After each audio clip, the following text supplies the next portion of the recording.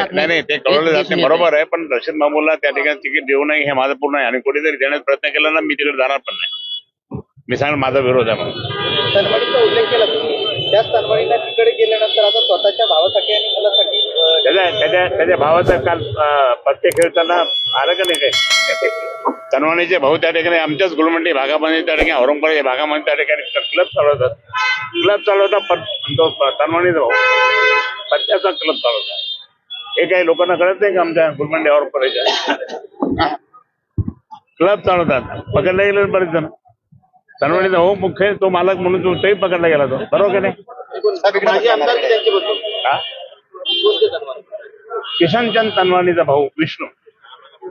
तुमच्या मुलाला तुम्ही गुलमंडीवरून उतरवणार आहात? कोणाचा? तुमच्या मुलासाठी नाही, अजून काही नक्की ठरलं नाही. हो, मामू पाठीमागे आहेत, ते स्वतः इथं इंटरव्ह्यू साठी आलेले तिकीटसाठी. आले तरी माझा विरोध आहे. मी सांगितलं तुम्हाला माझा विरोध आहे त्या रशीद मामूला. का आमच्याकडे कोण नाही का, एक आमच्याकडे एक ऍडिशनल कमिशनर जे होते ते रिटायर झालेले, ते एसटी मधून ते आलेले.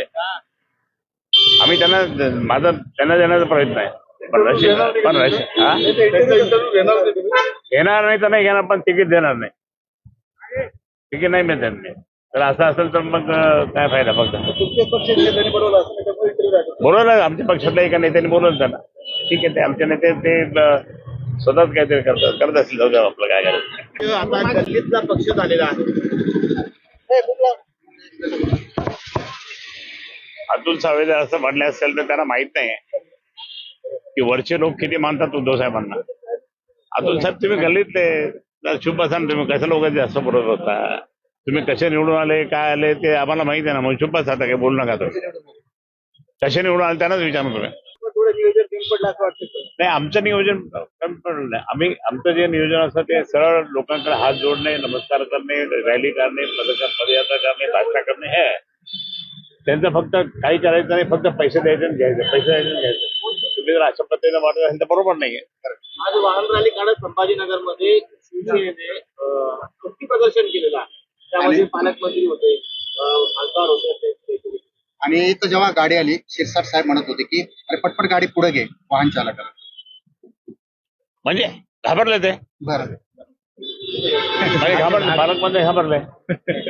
आता पालकमंत्र्यांच्या पाठीमागे ज्यावेळेस तुम्हाला सांगतो यांची युती होत नाही आता.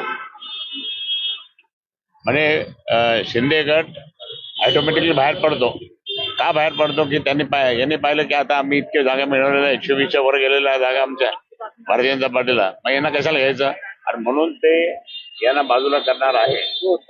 माझ्या बाजूला करणार लिहून घ्या तुम्ही माझ्याकडे. माझं बाक्यातलं खोटं ठरलं तर. कारण भारतीय जनता पार्टीने त्या ठिकाणी पाहिलं की ते स्वार्थी आहे. ते फक्त घेतात आणि यूज अँड थ्रो करतात. तसं यांना पण शिंदेना सुद्धा शिंदे गटाला सुद्धा त्या ठिकाणी ते बाजूला करतात. आता ते दोघं जे तुम्ही म्हणताय पैसे वाटले, प्रामाणिकपणे निवडणुकाने लढल्या, तर हे सर्व काही करत असताना तुम्ही ठाकरे बंधू कधी एकत्रित येणार आहे? तरी जागा उद्या अधिकृतपणे घोषणा आहे. आणि उद्या घोषणा असल्यामुळे त्याच्यानंतर ते सुरुवात होणार आहे. पूर्ण मुंबईची जागे वाटप दोन्ही भावांनी एकत्रपणे केली. तिथे कुठेही वाद नाही, काही नाही. संभाजीनगरमध्ये तुम्ही आघाडीमध्ये लढणार आहात. कोणते पक्ष आहेत? नाही, आता कोण आता आमची ती या ठिकाणी वर चालू आहे आमची मीटिंग. आणि आता कोण काय काय सगळे उमेदवार इच्छुक उमेदवार आलेले आहे. इच्छुक उमेदवार आल्यानंतर मग त्यांना त्याचे आम्ही कोणत्या जागा घ्यायच्या, त्यांना सोडायच्या का नाही सोडायच्या, ते त्यांना बरोबर घ्यायचं का नाही घ्यायचं, ते आम्ही सर्व मिळून प्रमुख पदाधिकारी म्हणून आम्ही विचार करू. आघाडी होणार आहे का इथे? नाही, आता अजून सांगता येत नाही. कारण आज काय आमचे प्रमुख शहर प्रमुख हे त्यांच्याकडे मिटिंगला गेलेले आहेत. त्यांचं काय होतं ना, ते फक्त जागा खूप मागतात. आता खरं म्हणजे काँग्रेसने पण लक्षात आणलं पाहिजे की आपल्याला अधपतन झालेलं आहे. आता बरोबर एकत्र महाविकास आघाडीने त्या ठिकाणी एकत्र काम केलं तर आपण काहीतरी मोठ्या प्रमाणात जाऊ शकतो पुढे. पण ते काँग्रेसचे बरेच लोक त्या ठिकाणी फक्त ही जागा ही जागा पाहिजे, मला ही जागा पाहिजे असं म्हणतात. आता पाहू काय होतं. आता जे मुलाखत घेतलं, कोण आलेले, कुठून लोक आलेत आणि मुंबईहून आमचे संपर्क खूप आले. ठीक आहे, कशा पद्धतीने आता मुलाखत घेतलं? नाही मुलाखतीमध्ये ते विचारपूस करतील. आम्ही आमच्या पद्धतीने करू. अजून अशा 3-4 मुलाखती होणार. एकच मुलाखत नाही आता. ही एकच फक्त मुलाखत आजची झाली ती नाही, अजून 3-4 मुलाखती होते. काय पाहिजे तर पारदर्शकता पाहिजे ना. कोणी त्या ठिकाणी मागचा जो अनुभव पाहिला ना, तो अनुभव आता त्या ठिकाणी आपण पूर्णपणे पाहायचा.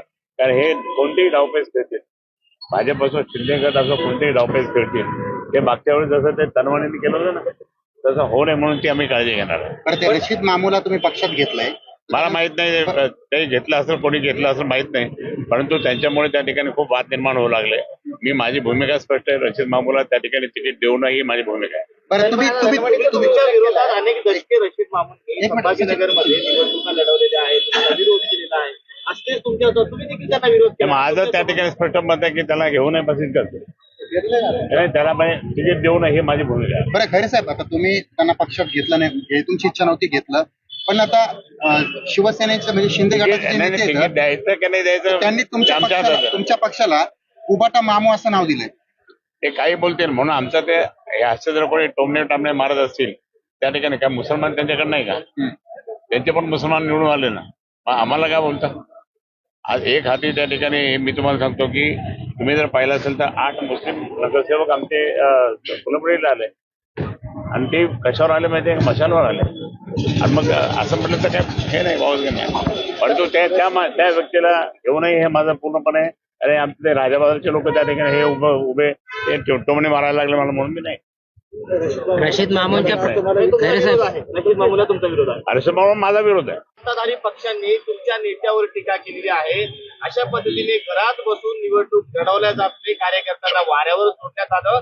महायुतीच्या नेत्यांनी सभा गाजवल्या आणि एकतर्फा विजय मिळवलेला आहे. ज्यांनी बोलले ना ते मूर्ख आहे, मूर्ख. कॅमेऱ्याकडे पाहणं साहेब. जे बोलले ना आमच्या नेत्यांच्या बाबतीत ते मूर्ख आहे. यांच्यामुळे तर मोठे झाले. उद्धव साहेबांच्या मुळे आणि बाळासाहेबांच्या मुळे मोठे झाले. आता ती रॉयल्टी त्यांनी दिली पाहिजे पक्षाला. आणि म्हणून हा जो चालला आहे म्हणजे उगाच म्हणजे नाव ठेवायचं म्हणजे कशा करता नाव ठेवायचं. त्यांच्यामुळे तुम्ही मोठे झाले आणि तुम्ही त्यांना नाव ठेवा. आता थांबा, आता काही दिवसांतर काय होतं पाहा. काय होतंय नेमकं, काय होणार? असेच आरोप करतात की पक्ष चोरला, चिन्ह चोरला, बाळासाहेब चोरले. आता हे बंद झालं इमोशनल करणं. आता पहा आता पुढे काय होतं. उद्या प्रेस कॉन्फरन्स, खूप मोठी प्रेस कॉन्फरन्स आहे उद्या. एकतर त्या प्रेस कॉन्फरन्स मध्ये तुम्हाला माहित पडेल महाराष्ट्राचं चित्र काय आहे. कालचा जो निकाल लागला तो निकाल त्या ठिकाणी कसा लागला. भारतीय जनता पार्टीने 30,000 रुपये मतं त्या ठिकाणी खुलताबाद तालुका, रत्नापूर तालुक्यामध्ये दिले. 30,000 रुपये. कुठून आले यांच्याकडे पैसे? शेतकऱ्यांना देत नाही, लाडक्या बहिणींना देत नाही, आणि कुठून आले यांच्याकडे पैसे? पण या भारतीय जनता पार्टीने ज्या पद्धतीने गंगापुराने इथे पण इतके पैसे लावले आणि तुम्ही पैसे लावून मते विकत घेता, याला काय पद्धत आहे? प्रामाणिकपणे मतदान नाही झालं. ते प्रामाणिकपणे त्या ठिकाणी निवडून नाही आलं. तुम्ही त्या ठिकाणी मोठ्या प्रमाणामध्ये त्या ठिकाणी हा भ्रष्टाचारच आहे, निवडणुकीचा भ्रष्टाचार आहे. म्हणून काही झालं तरी या ठिकाणी जनता कधी ना कधी उलटेल.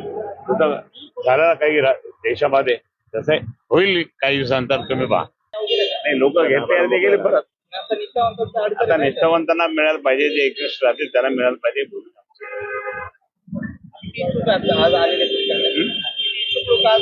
प्रचंड करते. आता मी तर अजून गेलो नाही वर. मला माहिती, मी आलो की मग मला सगळे घराला घालता, मला तिकीट, मला तिकीट, मला तिकीट, म्हणून मी